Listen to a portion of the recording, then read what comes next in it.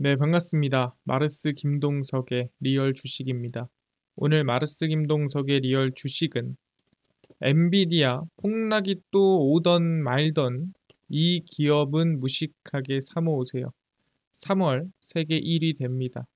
이번에 시장이 또 급락이 나오던 안 나오던 상관이 없습니다. 우리가 그때 눌리면 사모아도 되는 기업 오늘 알려드리고요. 영업이익이 크게는 5배 이상 오를 수 있을 만한 기업이니까 집중해서 배워가시면 좋을 것 같습니다. 그 이전에 제 최근에 좀 이 운용사들이 많이 사는 기업이 테슬라죠. 그래서 테슬라 관련된 기업과 관련주까지 총정리한 자료집을 저희가 무료로 나눠드리고 있습니다. 이 자료집 받고 싶다 하시면 영상 끝까지 꼭 시청하시고 받아가시면 좋을 것 같습니다. 그럼 오늘 영상 바로 시작하겠습니다. 일단은 우리가 이 폭락이 또 오던 말던이 왜 들어갔는지를 아셔야 돼요. 왜? 한번 흔들릴 수 있다는 소리입니다.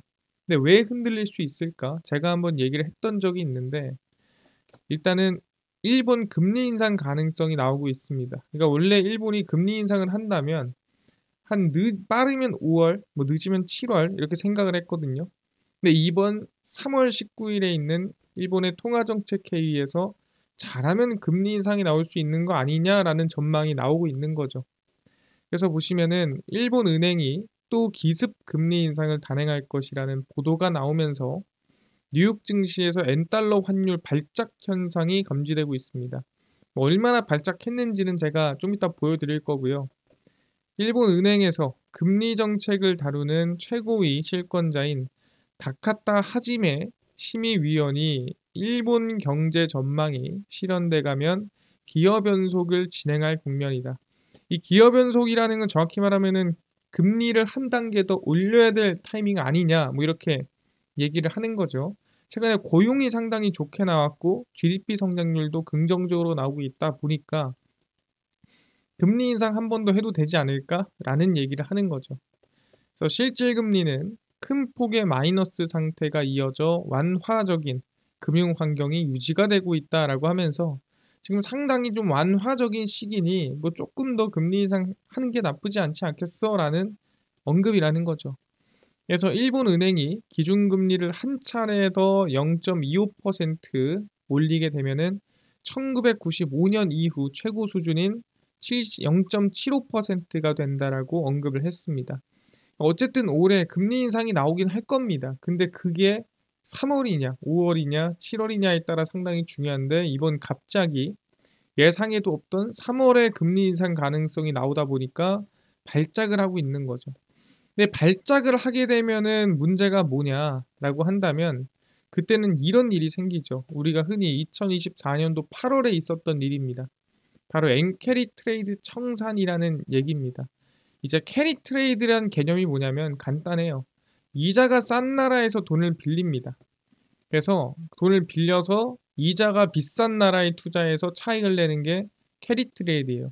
그러니까 1%인 나라에서 A란 나라에 돈을 빌려요. 1,000만 원. 그럼 내가 1%를 내겠죠. 근데 이 돈을 예를 들어 미국으로 갔어.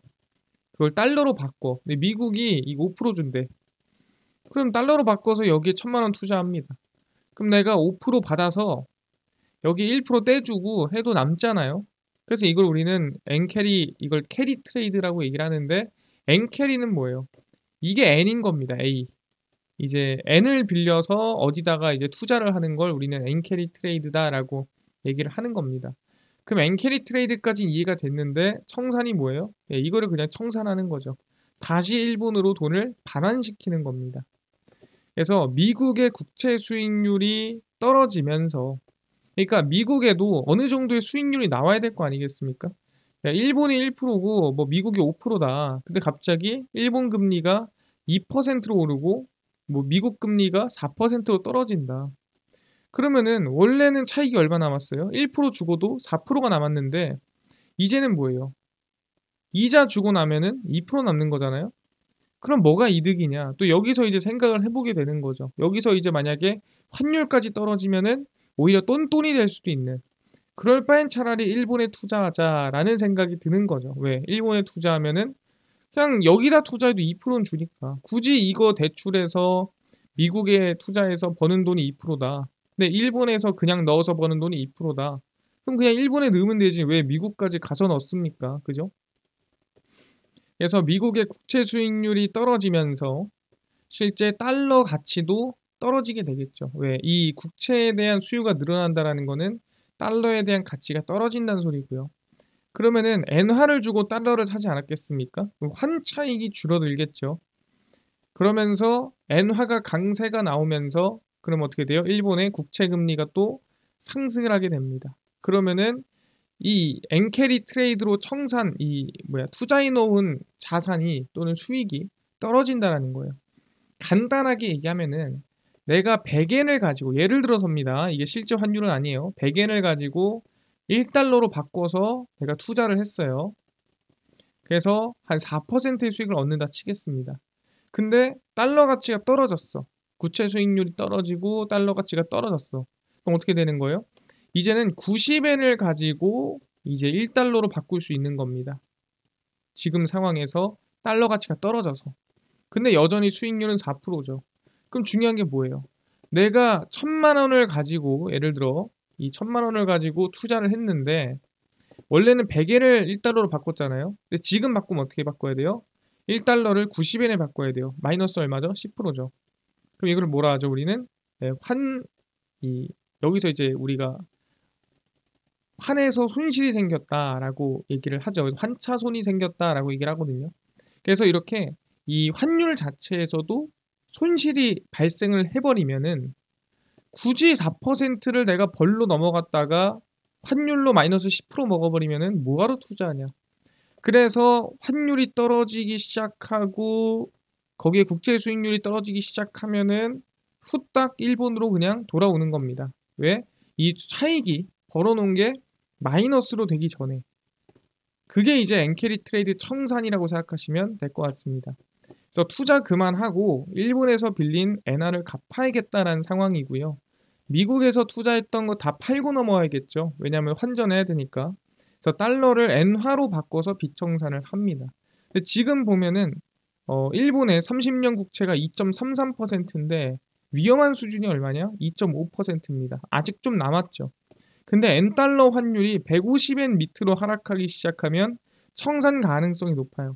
그러니까 150엔이라는 거는 1달러를 뭐 얼마로 바꿔야 되냐, 1달러당 몇 엔이냐라고 할 때 그 150엔이 떨어질수록 달러는 약해지고 엔화는 강해지는 거죠. 근데 지금 얼마냐면은 지금 150엔이에요. 그러니까 이게 발작 때문에 나온 겁니다. 이게 갑자기 일본에서 금리 인상 가능성이 있어요 하면서 발작하면서 나온 수준이 이거예요. 원래는 한 요 정도에서 계속 횡보하는 거는 괜찮았고 이거 이상 안 나왔거든요. 근데 갑자기 금리 인상 가능성이 터지면서 지금 150엔을 뚫으려고 지금 장대 음봉이 만들어지고 있는 상태입니다. 그래서 이렇게 만약에 좀 많이 밀리게 되면은 이때도 청산이 조금 나왔고 그 이전에도 150엔 밑으로 떨어지면서 청산이 나왔거든요. 만약에 이번에도 150엔 밑으로 조금 많이 떨어지면 사실 이거는 청산 가능성이 있는 겁니다. 그러면은 그때는 주가라든가 지수가 좀 흔들릴 수 있겠죠. 그럼 그때는 우리가 팔아야 되냐 사야 되냐. 그때는 저는 오히려 사야 될 때라고 생각합니다. 그래서 그 흔들려 줄 때 우리는 밀리더라도 관심을 가져야 되는 기업이 있다라는 거죠. 그럼 그 기업이 뭐냐를 설명드리는 거고요. 그래서 오늘은 기업을 먼저 공개하고 가겠습니다. 그 기업은 이노와이어리스라는 국내 기업입니다. 제가 한참 5G 얘기를 많이 할 때 좀 저가에 드렸었던 기업이에요. 그래서 이미 상승세가 많이 나왔는데 저는 눌리면은 다시 한번 관심을 가질 수 있는 종목이라 생각하는데 지금 일부 눌렸어요. 일부 눌렸는데 조금 더 눌려주면은 정말 긍정적인 구간이다라고 생각을 하거든요. 이노와이어리스가 2024년 흑자 전환에 성공하고 2025년에는 신규 주파수 경매라든가 빅사이클에 진입할 가능성이 높다라는 거예요. 그러니까 기업 자체가 사이클이라기보다는 업종 자체가 사이클에 진입할 가능성이 높고요. 이노와이어스의 통신 장비 매출은 380억 원 중 무선망 최적화 제품군이 차지하는 비중이 지금 한 절반 정도 이상입니다. 그 뜻은 뭐냐 한다면은 5G망을 처음 깔 때 쓰는 통신 장비뿐만이 아니라 보시면 무선망 최적화 제품은 5G망이 다 구축이 됐더라도 이를 활용하는 사물형 인터넷, 자율주행 차량 등에 연결되는 망품질을 점검하는데 계속 사용합니다. 그러니까 5G든 그 다음 6G든 어쨌든 깔리면은 그 다음 매출이 주는 구조인데, 이노와이어리스는 깔려도 매출이 주는 구조가 아니라 계속 활용을 할 수밖에 없는 매출 구조로 이어진다라는 거예요. 그래서 실적이 쉽게 줄거나 하락하지 않는다. 근데 이 구조가 언제 바뀌었냐면 2024년도부터 구조를 바꿨어요. 그래서 이 구조가 제대로 적용되는 시점이 2025년도입니다. 그래서 이제 차라리 긍정적인 구간이라고 보는 거고요. 올해부터 통신장비 산업 상승 사이클 진입 및 실적 대폭 성장 개선세에 대한 기대감이 있습니다. 그래서 실제 실적을 한번 열어보면은 좀 이런 구간입니다. 2024년 1, 2, 3, 4분기죠. 그래서 영업이익 보시면은 1분기 적자, 2분기 적자, 그리고 나서 3, 4분기에 흑자 돌아가는 모습을 확인할 수가 있습니다. 네, 그리고 나서 다시 1분기에 조금 떨어지는 모습 확인할 수 있는데, 언제? 2분기, 3분기, 4분기의 성장세가 사실 전년도에 비해서 정말 뚜렷한 성장을 확인할 수가 있죠. 그러다 보니까 저는 2, 3, 4분기에 대한 성장세가 좀 앞당겨져서 아마 1분기, 2분기에 좀 이어질 수 있지 않을까라고 생각을 하거든요. 그래서 영업이익에 대한 큰 성장세에 대한 기대감, 충분히 거기에 대한 수혜가 이어질 수 있다. 근데 그거에 비해서 또 시가총액이 높지가 않기 때문에 관심을 좀 가져야 된다는 거죠. 매출액도 크게 늘어나고 있는 구간이고요. 충분히 기대를 해볼 수 있다는 거고요. 그러면 산업 사이클이 왜 돌아가는지를 아셔야 되는 거 아니겠습니까? 그래서 산업 사이클이 왜 돌아가냐면, 일단 첫 번째, 통신장비 연구개발비 증가입니다. 조금 어렵고 실적이 작년에 대부분 통신장비 기업들이 안 나왔어요. 그럼에도 투자를 많이 했다라는 거죠. 화웨이, 에릭슨, 노키아, 삼성전자 등 글로벌 통신장비 회사들이 지난해 2024년도 시장 위축에도 불구하고 연구개발 지출이 더 증가가 됐습니다. 6G, AI 등 차세대 기술 선점 차원에서 R&D에 대한 투자를 확대한 것으로 파악을 했고요. 아마 제 개인 생각에서는 이 6G를 위한 투자가 좀 많지 않았을까라고 생각을 합니다. 자, 하웨이는 지난해 예상 R&D 비용이 약 39조 6,450억 원으로 전년 대비 21%가 늘어났을 것으로 전망됩니다. 그러니까 많이 늘었죠. 이게 뭐 2%, 3% 는 것도 아니고 20%면은 상당히 많은 수준이고요. 주요국들이 6G 구축 준비에 나서면서 통신 장비 수요가 늘어날 것으로 예측을 하는 겁니다. 근데 그럴 만도 한 것이 이 6G로 나아가는 중간 다리가 2025년도부터 시작이 되죠. 화웨이는 지난해 2월 5G와 6G의 중간 단계인 우리가 5G 어드밴스드라고 부르기도 하고요. 5.5G 통신망 상용화 계획을 발표했습니다. 5.5G는 간단해요. 6G 정도는 아니지만 5G보단 나은 통신망입니다. 그래서 5G 대비 10배 빠른 속도를 제공하고, 이는 6G 전환을 위한 기술로 평가를 받습니다. 그러니까 5G의 단독망을 계속 쓰기 위해서 이제는 4G를 버리기 위해서 나온, 어떻게 보면 통신망이라 보시면 돼요. 이 두 개를 묶어서 쓰자라는 거죠. 이렇게 쓰는 게 아니라. 그리고 지난해 11월 에릭슨은 광 케이블 기업인 누비스와 협력을 해서 고용량 데이터 전송 시 전력 소비를 줄일 수 있는 6G 기술을 개발을 했고요. AI 기반 네트워크로 6G 등 차세대 신기술 확보 및 대응을 위해 통신 장비사들이 전략적인 투자를 하고 있다, 얘기를 하는 거죠. 그래서 일단 통신 장비에 대한 투자가 늘었어요. 그럼 거기에 따른 실적도 개선돼야 되지 않겠습니까? 그럼 산업 구조가 바뀌기 시작해야 돼요. 누구로 인해서? 미국으로 인해서. 그래서 확인을 해보면 바뀝니까? 산업 구조가? 바뀌고 있더라. 실제 이 통사들이 5.5G를 본격화하고 있습니다. 보통 통신장비 기업들이 성장하는 시기가 언제죠? 새로운 통신망이 생겼을 때 3G, 4G, 5G, 그리고 5.5G입니다. 중국과 본격적인 이 6G 경쟁을 예고하면서 국내 이통사도 적잖은 영향이 예상됩니다. 그러니까 당연히 뛰어들겠죠. 순서의 문제인 거지. 지난해 표준화 단체 글로벌 표준이 마련이 됐습니다. 뭐 5.5G가. 그래서 글로벌 표준이 만들었다는 거는 이제 들어온다는 소리예요. 그래서 5.5G의 도입은 이미 현실화됐고요. 이미 중국은 하고 있습니다. 그래서 아마 미국이 주도하는 글로벌 표준에 대한 패권 경쟁이 본격화된다면 대한민국도 당연히 들어갈 수밖에 없지 않겠냐라고 얘기를 하는 거고요. 미국도 준비하고 있고요. 중국은 작년부터 이미 시작을 했습니다. AI 기술 발달에 따른 대규모 데이터 네트워크의 필요성이 높아지고요. 최근에 맨날 그 얘기 하잖아요. 병목 현상, 데이터가 가다가 막 막히는 현상 얘기를 하는데 그거 막으려면 어떻게 해야 돼요? 더 빠르고 안정적인 4세대 통신 기술이 필요한 건데 그게 지금 당장에서는 5.5G라는 거죠. 6G로 가기 위한 이 징검다리다라고 보시면 될 것 같습니다. 근데 이거를 진짜로 일로 나아가기 위한 행동을 하나요? 그냥 뭐 표준하고 뭐 이러고 나서 안 움직이면 끝 아닙니까? 라고 하는데 누가 이번에 5G 주파수 경매를 다시 좀 해보자. 주파수를 좀 더 늘리자 하고 있는 겁니다. 뭔 소리냐면은 우리가 흔히 알고 있는 5G, 4G를 주파수를 아무나 막 쓰는 게 아니라 할당을 받습니다. 이제 부동산을 분양받듯이 주파수를 이만큼, 4G는 요만큼, 5G는 요만큼 해가지고 경매를 받아요. 그래서 경매에서 이 할당을 해줍니다. 그래서 할당된 양만 써야 돼요. 도널드 트럼프 대통령 당선자가 이 3GHz 주파수 대역을 상업적 용도에 5G에 할당할 가능성이 높다는 소식입니다.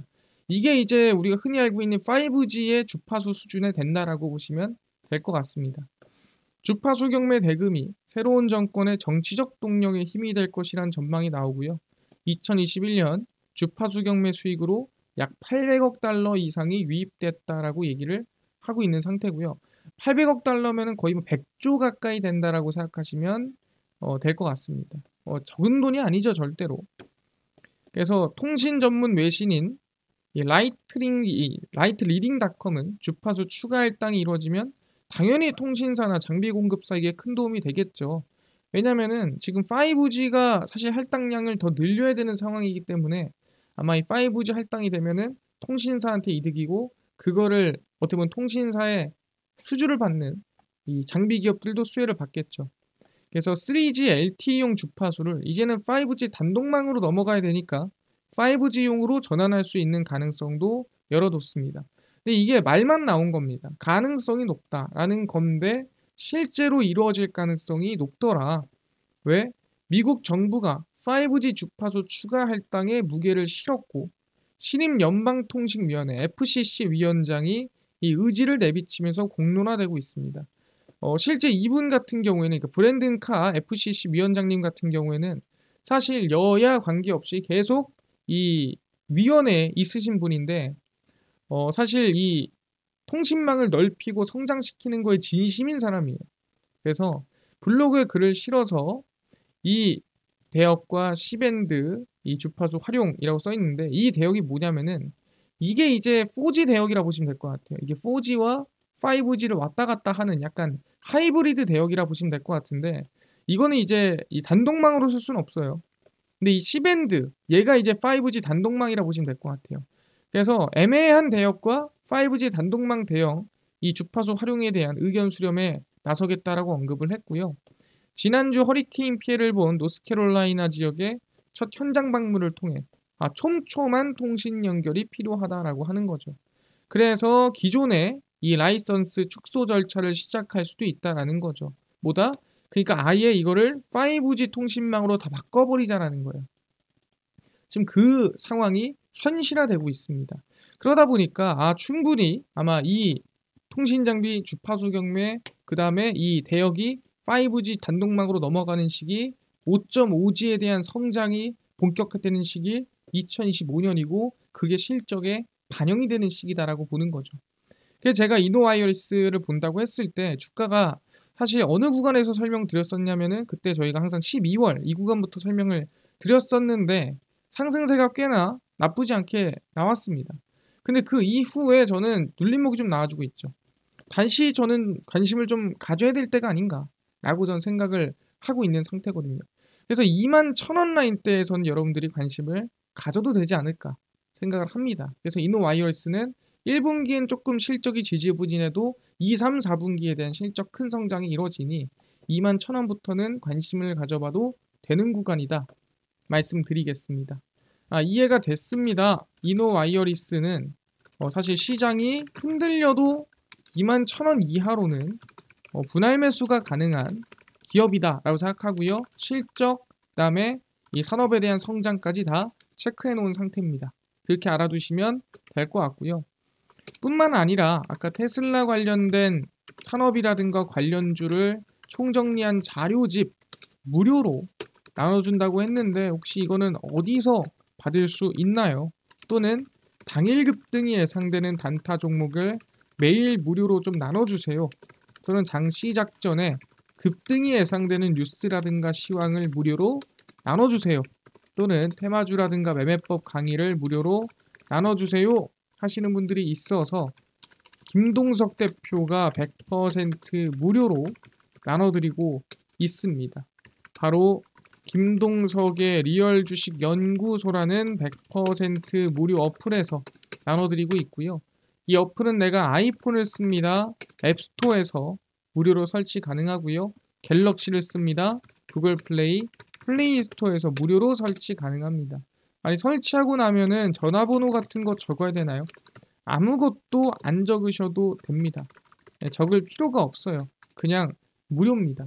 그래서 구글 플레이, 플레이스토어, 앱스토어 접속하신 다음에 김동석의 리얼 주식 연구소라 검색하시면 이렇게 어플이 화면에 뜨게 됩니다.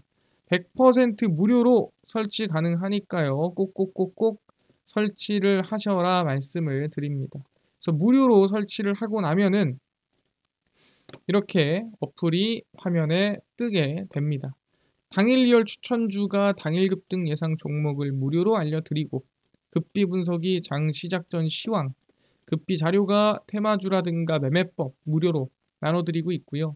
아까 말씀드렸던 테슬라 관련된 자료집, 테슬라 관련된 정보 혹시 이거 어디서 무료로 받을 수 있나요? 리얼 추천주 누르시고요. 들어가시면은 저희가 여기 트럼프 대선 일론 머스크 관련 기업 총정리해서 올려놨죠. 무료입니다. 누르고 들어가시면은 맨 밑에 테슬라 전기차 자율주행 총정리, AI 반도체 로봇 자율주행 총정리 저희가 100% 무료로 나눠드리고 있으니까 믿져야 본전입니다. 꼭 받아가시고요. 뿐만 아니라 리얼 추천주에서는 2월 21일, 20일, 19일, 18일, 17일 추천주 무료로 나눠드리고 로봇 다음 주도주에 대해서도 정리를 좀 해드리고 있는데 궁금한 분들은 읽어보시면 좋을 것 같고요.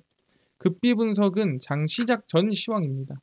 해외 증시부터 국내 이슈까지 저희가 장전에 전부 무료로 정리를 해드립니다. 그래서 장전에 정리를 해드리니까 이것만 보셔도 되고요.